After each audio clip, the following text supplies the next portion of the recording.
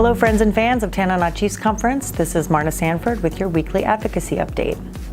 What's going on in Juneau? Last week the House and Senate voted to sue the governor.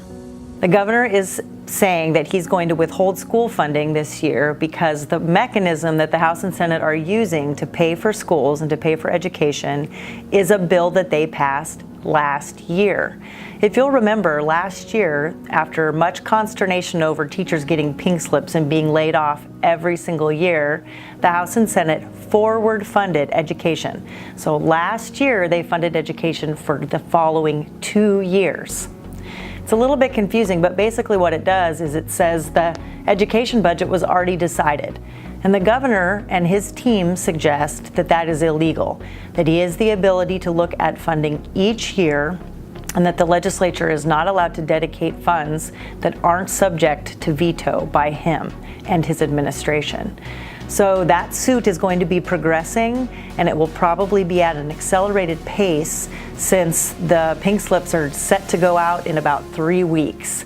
So expect to hear more on that in the coming weeks. Just today, the Senate has finally decided on an amount for the Permanent Fund Dividend. They have proposed a $1,600 dividend check that would be paid for partly by the money that was allocated from last year, partly with what is left in one of our savings accounts, and partly with money from a designated education fund.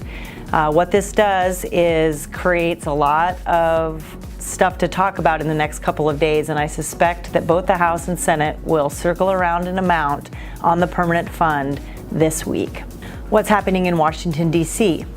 Well, the news from D.C. was actually in Alaska this last week.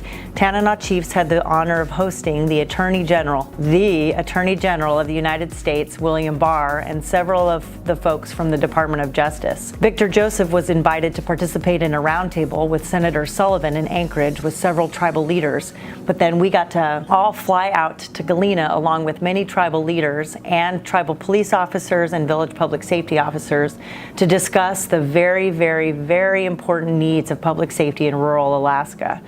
The Attorney General was a very earnest listener, and several things are on his list to take care of when he gets back to Washington, D.C.